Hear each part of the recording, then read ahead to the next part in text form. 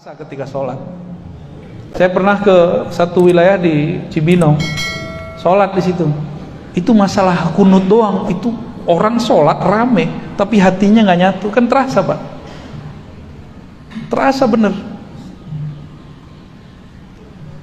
Saya biasa sholat tuh antara merem buka.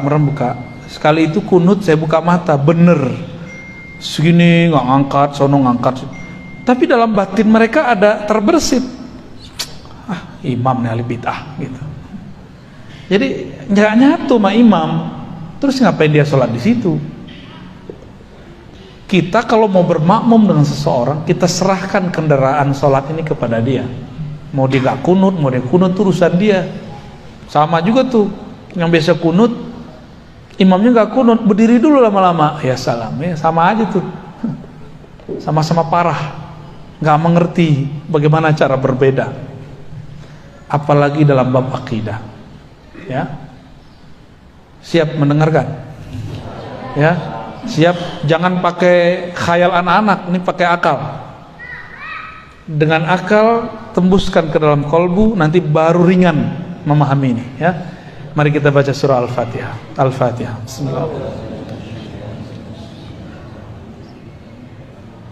Bismillahirrahmanirrahim.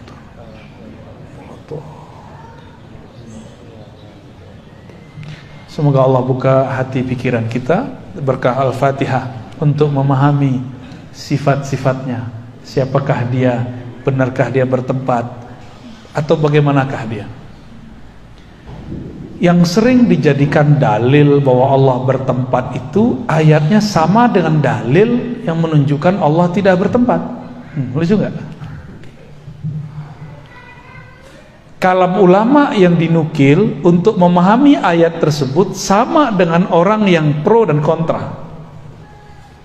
Ketika ada ayat Ar-Rahmanu 'alal 'arsy istawa atau tsumma istawa 'alal 'arsy, Allah yang Maha Rahman bersemayam di atas aras, istawa. Kalam ulama yang digunakan sama untuk memahami ini. Yang paling ngerti ayat kita apa ulama? Ulama yang paling mengerti, ulama yang dekat ke masa Nabi atau ulama yang belakangan? Yang lebih dekat ke Nabi, namanya salaf. Makanya nama salaf ini seksi. Paham maksudnya? Menarik untuk digunakan. Kita lihat imam salafnya ngomong apa, ya. Lalu kita orang-orang khalaf, orang belakangan pun ternyata berebut kalam dari kalam ulama salaf. Karena ada klaim legitimasi dari Rasulullah. Rasulullah mengatakan khairul qurun qarni, hadis Bukhari. Sebaik-baik abad, abadku. Lalu tsummal ladzina yalunahum, tsummal ladzina yalunahum. Lalu setelahnya.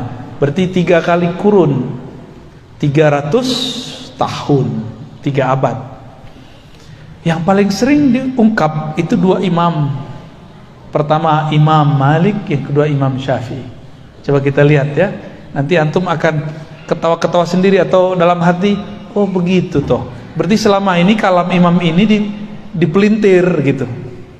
Kata Imam Malik, ketika ada seseorang ngetes, kaifal istiwa, bagaimanakah istiwa? Dalam satu riwayat dia mengatakan al istiwa ma'lum. Istiwa itu dimaklumi maknanya, bahwa istiwa dalam bahasa Arab ada 15 makna. Itu maksudnya maklum. Kalau kita Arab maklum. Kalau dia maklum beneran, Arab beneran dia. Ya Arab cemas.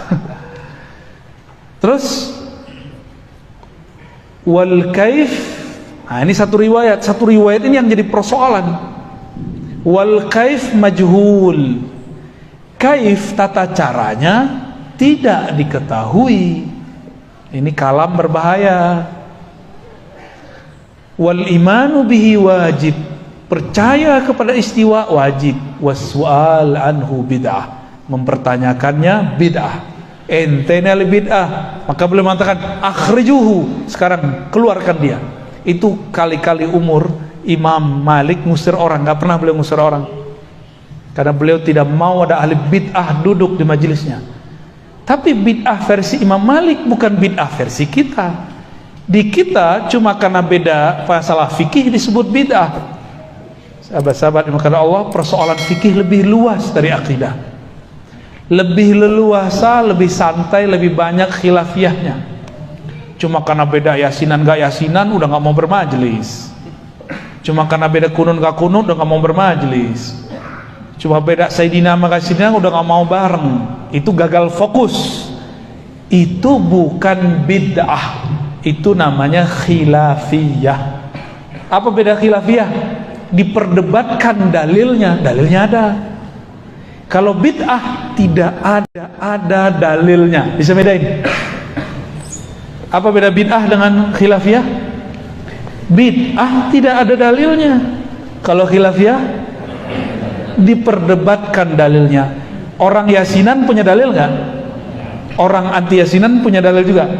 Tuh, diperdebatkan, berarti ini belum tentu bid'ah.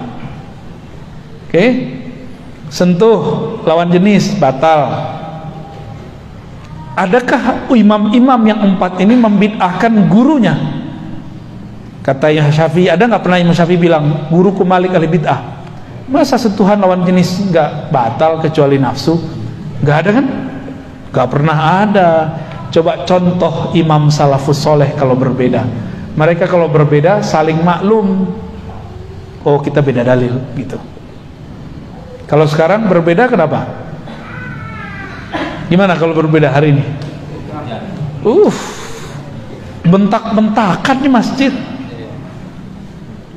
Di masjidnya kayaknya masih belum ada bentak-bentakan ya. Ya paling senggol-senggolan sih udah ya. Dimaklumi lah. Yang nyenggol-nyenggol biasanya orang nggak mengerti, baru awam. Wah, mendung ya. Makasih ya. Jadi apa bid'ah? Sesuatu yang Imam Malik ngomong soal anhu, kamu mempertanyakan ini, itu bid'ah, nggak ada dalilnya. Ternyata sahabat Nabi nggak pernah ada yang nanya bagaimana istiwa. Nabi nggak pernah menjelaskan apa itu istiwa. Maka mempertanyakan itu bid'ah. Ini lafaz pertama, tapi ini berbahaya. Tadi ada lafaz wasu'al awal kaif anhu majhul, tata caranya tidak diketahui. Berarti ada dong. Kalau punya tata cara, berarti Allah ini masih belum sempurna karena masih butuh cara. Maka teks ini kita cek sumbernya di mana. Sumbernya dalam kitab Imam Al-Baihaqi, judulnya Al-Asma was Sifat, ada di kitab itu. Tapi dasar orang suka memperkosa teks. Giliran teks ini diambil, penjelasannya nggak diambil. Ini sering banget ini. Contoh lain, Imam Syafi'i mengkritisi tasawuf, teksnya diambil, penjelasannya nggak diambil. Sering begitu. Imam Syafi'i menghukumi ahli kalam, tapi penjelasannya nggak diambil. Jadi mengkhianati kitab. Kalau orang bisa baca kitab kan tahu yang nukil ini pengkhianat. Pengkhianat Imam Syafi'i, pengkhianat Imam Malik. Ya, Imam Syafi'i nggak maksud begitu, dia arahkan begitu. Ternyata ada riwayat kedua. Imam Malik ditanya mengenai bid'ah, mengenai istiwa. Bagaimana Allah bersemayam itu gimana? Lalu beliau mengatakan al-istiwa ma'lum. Istiwa itu diketahui adanya. Wal kaif anhu marfu. Dan Allah maha suci dari kaif, bagaimana di atas, di bawah, di arah atas atau di arah mana, bersentuhan atau tidak. Coba kalau duduk bersemayam itu duduk artinya. Kalau duduk nempel nggak? Ada nggak orang duduk nggak nempel? Nempel ya. Ada seorang tokoh di masa salaf, tapi akidahnya bukan akidah salaf. Namanya Muhammad bin Karram. Siapa namanya? Muhammad bin Karram ini, dia periwayat juga, tapi akidah dia kacau. Dia mengatakan Allah istawa, duduk dan bersentuhan dengan arsy. Tuh, gawat gak tuh? Dia wafat tahun 255, orang gila, dia salaf. Maka ada salah seorang imam yang juga dia ahli hadis, tapi akidahnya tidak mengikuti ahli hadis. Namanya Utsman bin Sa'id Ad-Darimi. Coba diulang-ulang namanya. Utsman bin Sa'id Ad-Darimi. Kan dari tadi kita udah sepakat mau serius nyebut nama ya. Utsman bin Sa'id Ad-Darimi. Udah siang-siang panas nyebut nama lagi ya. Wafat 280 Hijriah. Dia menukil ajaran si Muhammad bin Karam tanpa dia sadari. Apa kata dia? Allah benar-benar di atas, dibatasi oleh aras dan langit. Maka Allah mempunyai dua batas. Bahaya nggak tuh? Ada orang meyakini Allah punya batas. Batasnya Allah adalah langit dan aras. Itu akidah Nabi atau akidah kelompok yang bertentangan dengan Nabi? Gak usah langit dulu, batas. Kata batas ada nggak di Quran untuk Allah? Gak ada.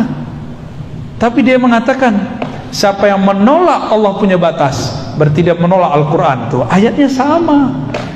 Lalu saya ceklah dari ini pakai ayat mana? Lo ayatnya Ar-Rahman 'alal arsis tawa, ilaihi yus'adul kalim, kepadanya lah diangkat kalimah. Malaikat ada naik setiap hari, setiap sore. Bagi dia itu dalil Allah bertempat di atas aras.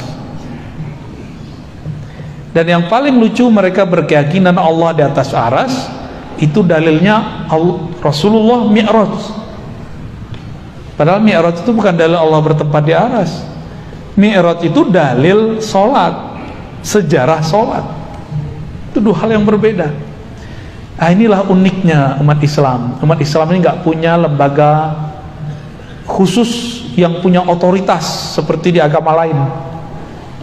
Agama ini nikmat plus musibah. Nikmatnya Bapak ini kalau ngaji bisa jadi penafsir. Kalau nggak ngaji stop dulu, karena menafsir dengan hawa nafsu neraka tempatnya. Mau depan neraka ya, jangan coba-coba ya. Kalau nggak ngerti uskut ya.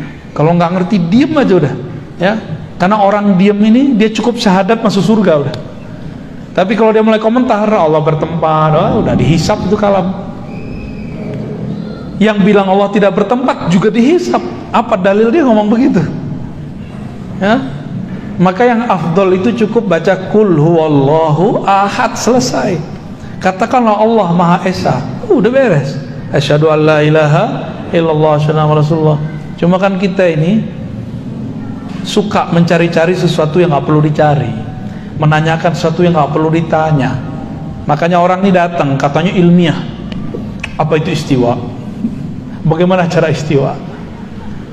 Nah, Imam Malik jawab, tata cara istiwa maha suci Allah dari itu. Berarti istiwa bukanlah diartikan duduk. Kalau duduk itu ada caranya. Nih saya duduk, ada caranya kan? Duduk. Lebih gede saya apa kursi? Beneran? Allah kalau duduk di atas aras lebih gede mana? Tuh, kalau kita bilang sekali istiwa artinya julus, qu'ud, karena si Ibnu Karam dan Darimi bilang arti istiwa itu duduk. Antum mau salaf yang begitu? Itu bukan salafus soleh, itu salafut toleh ya. Imam Ahmad gak pernah mengajarkan itu, Imam Malik gak pernah mengajarkan itu, Imam Nafi' tidak pernah mengajarkan itu, Syafi'i tidak pernah mengajarkan itu, Sufyan bin Uyainah gak pernah mengajarkan itu. Mereka cuma ngomong Allah istawa, selesai, gak ada komentar. Itu yang disebut salaf, itu akidah saya. Maka saya tidak memaknai istiwa, saya tidak mentakwil istiwa. Hanya Allah yang tahu makna istiwa. Itulah kalam Imam Syafi'i. Dipretelin lagi, kata Imam Syafi'i, wallahu a'lam bimuradi, atau ala ma aradahu Allah wa rasuluh. Istiwa itu, bersemayam itu sesuai dengan maksud Allah dan Rasulnya. Coba ulangi, sesuai maksud Allah dan Rasulnya. Yang Allah maksud tahu nggak? Bagi mereka yang Allah maksud duduk, itu berarti mereka menggiring kepada satu pemahaman. Padahal kalimat Imam Syafi'i apa? Itu menyerahkan makna kepada Allah. Maksud Imam Syafi'i, cukuplah Allah yang tahu, kamu nggak usah cari tahu. Tapi oleh mereka teks itu digiring, diperkosa, dipretelin. No, Imam Syafi'i meyakini Allah istawa, karena itulah maksud Allah dan Rasulnya. Dipretelin enak amat ya. Ada yang tahu maksudnya? Oke. Titik dulu ya. Allahumma sholli ala sayyidina Muhammad. Udah mulai ngebul nih ya. Uban nambah nih abis ini nih. Oke, kita stop dulu itu. Saya sekarang mundur ke kajian dasar. Ini dasar. Ini dasar kalau ngaji ilmu akidah. Kita kalau belajar sifat Allah, sifat pertama apa? Wujud. Bener? Apa arti wujud? Ada. Kita ada nggak? Ini ada kursi, udara ada, bisa lihat udara nggak? Ruhnya ada nggak? Ada cinta nggak di hati? Kelihatan nggak? Ada benci nggak dalam pikiran? Ada. Suka benci sih ya. Kelihatan nggak? Kalau lagi sedih nangis, bener. Ini teteh-teteh, mbak-mbak, ibu-ibu, kalau akad nikah nangis nggak?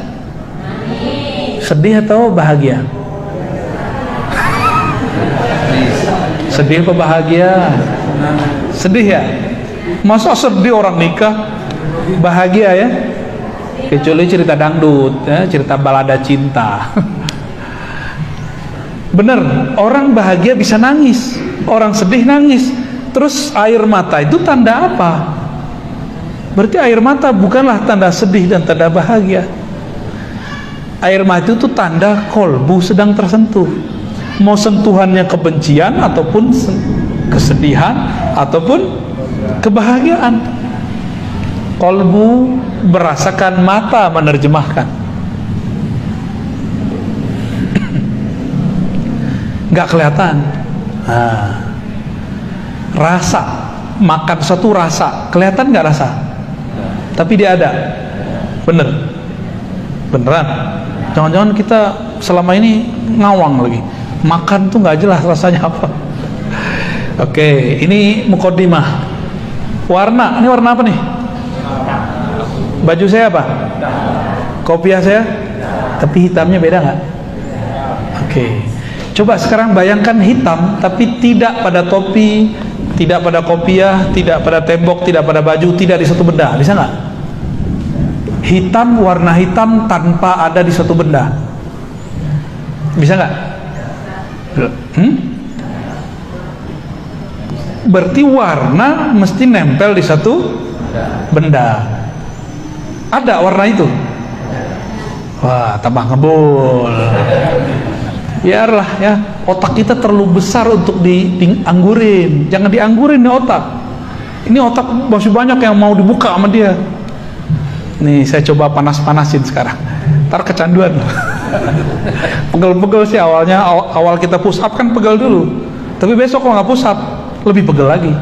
Mending push up sekalian. Begitulah ngaji ilmu yang berat. Awalnya pegel di otak, lama-lama kecanduan. Kalau ada orang ngaji yang di bawah dosis itu, kita nggak level gitu. Coba deh. Saya ada, antum ada, Allah ada, warna ada, udara ada, cinta ada, semuanya ada. Lalu apa beda ada ini dan adanya Allah? Nah, maka dulu kita kasih contoh yang lebih gampang. Ayam dan telur, masih ingat gak? Kayaknya udah lupa ya. Itu pengajian awal-awal dulu tuh. Ayam, telur, duluan mana wujudnya? Ayam. Karena kelihatan ayam ngeluarin telur. Bener Pak?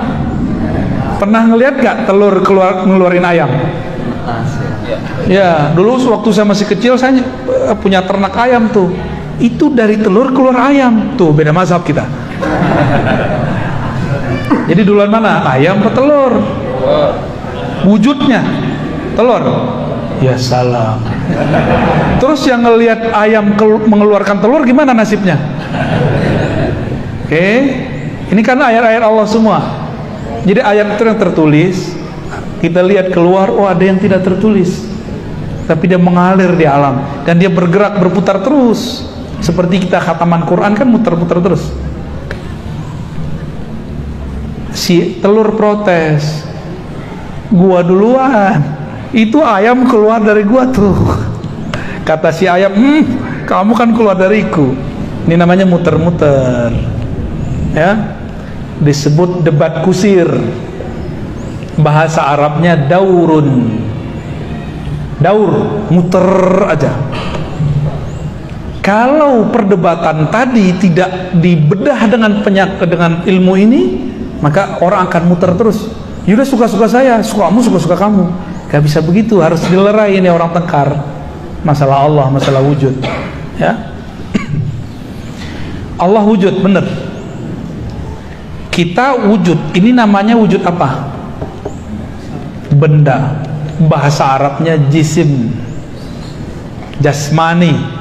Jasmani bahasa Indonesia itu benda begini. Tapi dalam bahasa Arab jisim semua benda, baik benda kasar, halus ataupun molekul-molekulnya tidak bisa dilihat oleh mata. Maka dalam